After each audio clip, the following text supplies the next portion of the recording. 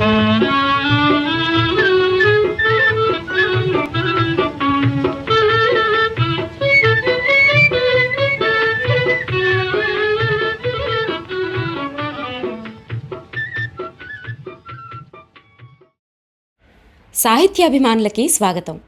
జీవనలీలకి స్వాగతం. కాకాసాహెబ్ కాలేల్కర్ గారి రచనకు పురాణం సుబ్రహ్మణ్య శర్మ గారి అనువాదం ఈ జీవనలీల. ఈ భాగంలో శివనాథ నది యొక్క దీనగాథను విందాం. అయితే చివరిలో ఇప్పుడు ప్రచారంలో ఉన్న మరొక కథ కూడా మీకోసం. వినండి. దుర్దైవి శివనాథ. ఈ వ్యాసంలో వచ్చిన శివనాథ నది లోకకథ సంక్షిప్తంగా నేను బేమేతర దుర్గ్ నుంచి రాసిన ఈ క్రింది లేఖలో పొందుపరచడమైనది. నిన్న ఈవేళ శివనాథ నది దర్శనంతో సరిపోయినది. కలకత్తా వెళ్ళి వచ్చే సందర్భంలో 1-2 సార్లు శివనాథ నదిని దాటాను. ఇక్కడ పెద్ద ఎత్తైన ఆనకట్ట మీద నుంచి శివనాథ ప్రవహించటం కనిపిస్తుంది. నిన్న సాయంత్రం బాలోడ్ నుంచి తిరిగి వస్తూ శివనాథ నది ఒడ్డున వాహ్యాళికై వెళ్ళాను. వానాకాలమైన శ్రావణ భాద్రపదాల్లో కూడా నదికి నీరు ఎక్కలేదు. ఈ కారణం చేత శివనాథ విరహిణి వలె మ్లానవదనయై కనపడినది. శ్రావణ భాద్రపదాల్లో గట్లను తాకుకుంటూ ప్రవహించవలసినది అజగరం వలె కదలక మెదలక ఒక మూలగా ఒత్తిగిలి పడి ఉండడం చూస్తే ఎవరికైనా కష్టం కలుగుతుంది. దృగు నివాసులను శివనాథ నది విషయమై అడిగాను. ఈ నది ఎక్కడి నుంచి వస్తుంది, ఎంత పెద్దది, ముందు ఎక్కడకు వెళ్తుంది అని. కానీ ఎవరూ సరి అయిన జవాబు చెప్పలేదు. ఈ నది మహాత్మ్యం గురించి పురాణాల్లో ఏమైనా ఉన్నదా, దీనిపైన ఏమైనా గీతాలు ప్రచారంలో ఉన్నాయా, ఏదైనా లోకకథ ప్రచారంలో ఉన్నదా? ఈ ప్రశ్నలకు అవును అనే జవాబు లభించలేదు. నదిని గురించిన సంగతులు మనకెందుకు అని ఊరుకుంటే తెల్లవారి లేస్తే జీవనం దానివల్లనే కదా జరిగినది.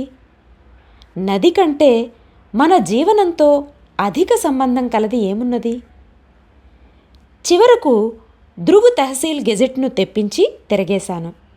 అందులో సాధారణమైన జవాబులు అన్నీ ఉన్నాయి.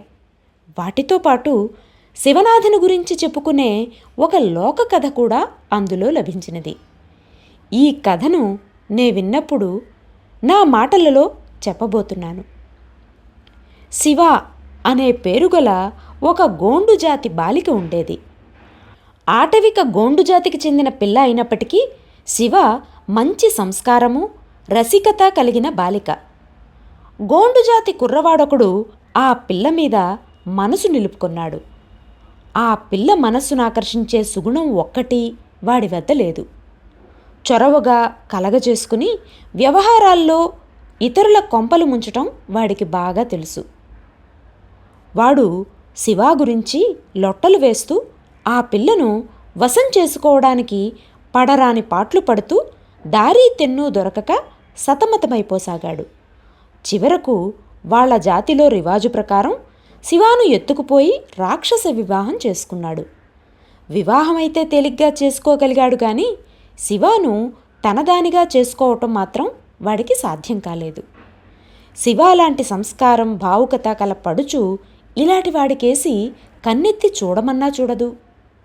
ఈ జడమూర్ఖుడికి బుజ్జగించడం, లాలించడం లాంటి సంగతులేమి తెలుస్తాయి? వాడు మొగుడుగా హుకుములు చలాయించడం మొదలెట్టాడు. పిల్ల కూడా తన నిస్సహాయతను వ్యక్తం చేసినది. శివాను ఎత్తుకొచ్చి విజయం చేపట్టిన యువకుడు శివ రుద్ధ హృదయం ముందు ఓడిపోవలసి వచ్చినది.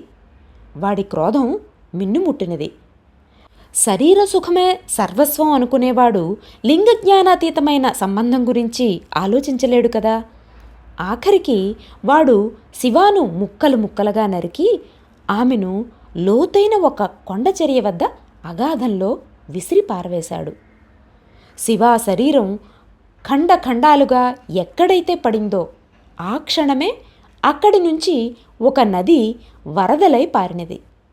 ఇదే మన శివనాథ నది.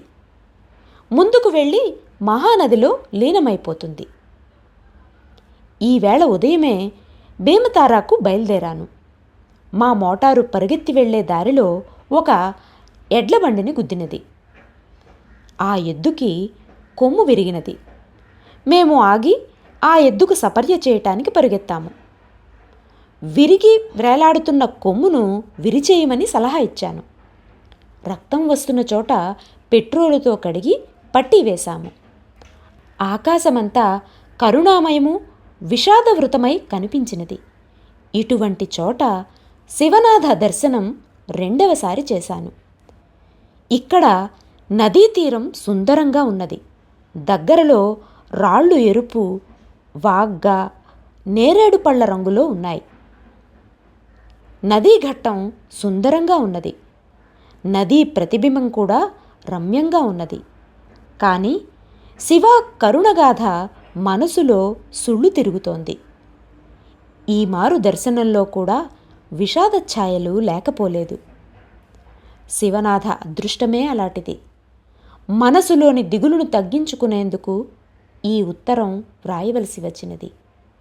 ఇప్పుడు మనసు కాస్త తేలికగా ఉన్నది. మే 1940. ఇది శివనాథ నది యొక్క దీనగాథ. అయితే ప్రచారంలో మరొక కథ కూడా ఉంది. అది కూడా విందాం. మహానదికి ఉపనది అయినటువంటి ఈ శివనాథ నది ఛత్తీస్గఢ్ రాష్ట్రం ద్వారా ప్రవహిస్తుంది. అయితే దీని పుట్టుక మహారాష్ట్రలోని గోడారి అనే గ్రామం. ఈ నది నీరు ఎప్పుడూ ఎండిపోవడం అంటూ ఉండదట. క్షీణించిన ప్రవాహంతోనైనా ప్రవహిస్తుందట. ఇది మహానదికి ఉపనది. అనేక నదుల వలె ఈ నది పర్వతాల నుండి కానీ, కొండల నుండి కానీ, లేదా ఏ జలపాతమో సరోవరం నుండో కానీ జన్మించలేదు. ఈ నది పుట్టుక ఒక చిన్న పొలం గట్టు. అదేవిధంగా ఈ నది ఒడ్డున ఏ ఆలయాలు, ఆశ్రమాలు, తీర్థస్థానాలు లేవు.